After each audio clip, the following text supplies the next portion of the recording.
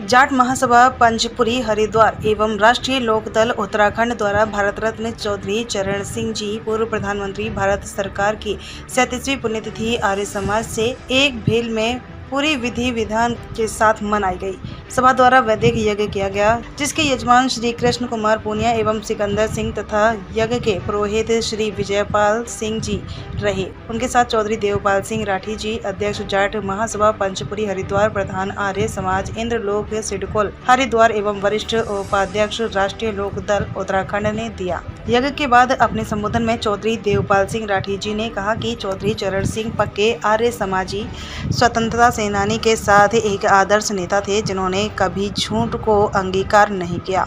उन्होंने नागपुर अधिवेशन में नेहरू जी से स्वीकृति लेते हुए, जिनमें उन्हें बोलने के लिए मात्र अल्प समय दिया गया था, लेकिन वो निर्भीक होकर घंटों बोले और पंडित जवाहरलाल नेहरू सुनते रहे, जबकि नेहरू जी के सामने किसी की बोलने की हिम्मत नहीं होती थी। ये उनकी निर्भीकता का ही प्रमाण है। उन्होंने उस समय के प्रधानमंत्री नेहरू को नसीहत दी थी। चौधरी चरण सिंह जी ने जो बाद में देश के प्रधानमंत्री भी बने। उन्हें एक बार पंडित नेहरू ने कह दिया कि चौधरी चरण सिंह में जाटपना है, मतलब वो हर चीज़ में ताकत दिखाते हैं और अपनी बात पर अड़े रहते हैं। उस वक्त चौधरी चरण सिंह जी कांग्रेस के मेरठ जिला प्रधान हुआ करते थे। उनको नेहरू जी की यह बात बुरी लगी और नेहरू जी को चिट्ठी लिखकर जाट का मतलब समझाया। चौधरी चरण सिंह जी में इतनी हिम्मत थी कि प्रधानमंत्री पंडित जवाहरलाल नेहरू जी को उनसे माफ़ी मांगनी पड़ी। नेहरू जी ने जवाब दिया था कि वो महान जाट कौम की बहुत इज्जत करते हैं, मुझे इनके इतिहास पर गर्व है और जाटपना का आप गलत मतलब ले गए। मेरा मतलब था जाट एक ताकतवर कौम है।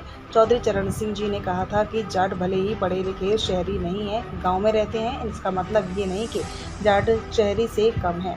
जाट खुद को किसी शहरी से कम नहीं मानते हैं। देवेंद्र कुंडू महामंत्री ने कहा कि चौधरी चरण सिंह निष्पक्ष कार्य करते थे। जब लगातार पुलिस थानों से रोज शिकायत आती थी, तब उन्होंने भेष बदलकर थाने जाकर एक गरीब के रूप में अपनी रिपोर्ट लिखने के लिए कहा, मगर वो आनाकानी करने लगे। काफी समय के बाद उन्होंने उनकी रिपोर्ट दर्ज की। जब उस पर दस्तखत करने की बात आई और उन्होंने अपना नाम लिखा तो थाने के अधिकारी दंग रह गए और उन्होंने पूरा थाना सस्पेंड कर दिया। ये थी उनकी ईमानदारी। कृष्ण कुमार पूनिया ने कहा कि चौधरी चरण सिंह जी एक स्वतंत्रता सेनानी तो थे ही, उन्होंने उत्तर प्रदेश के मंत्री होते हुए अनेकों कार्य किए।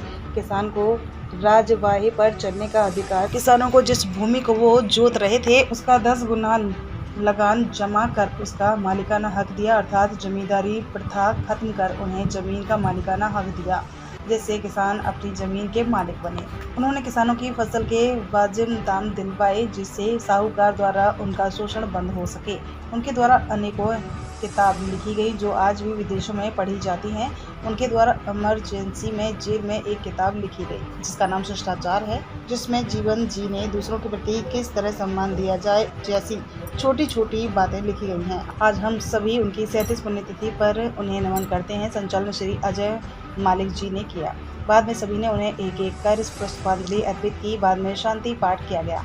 कार्यक्रम में चौधरी रविंद्र सहरावत, सिकंदर सिंह, नवल सिंह, मतीन चौधरी, वेद प्रकाश, लक्ष्मी देवी, सौरभ राठी, कृष्ण कुमार पूनिया, मनवीर सिंह सिरोही, सत्यवान सिंह, नरेश कुमार, प्रमोद राठी, शमशेर गिल, जीत सिंह ढिल्लो, रामेहर सिंह, ओम प्रकाश मालिक, राजीव चौधरी, सीपी सिंह राठी, सुशील कुमार, जसवंत सिंह, सुधीर कुमार, डॉक्टर राम भजन सिंह, तुषार राजकुमार मलिक, जितेंद्र चहल, सुधांशु, ऋषिपाल सिंह, रकम सिंह, महक सिंह, योगेश पंचवार चौधरी, उपेंद्र मांगे राम, जसवीर सिंह, धनवीर सिंह, सुरेंद्र सिंह, सतीश चौधरी, एडवोकेट शौर्य पूनिया, प्रदीप चौधरी, ईसम सिंह वर्मा, धूम सिंह, परमवीर सिंह, रणवीर सिंह, अनुज कुमार मलिक, रणजीत सिंह राणा, अंगपाल सिंह, अजय मालिक आदि सम्मिलित रहे।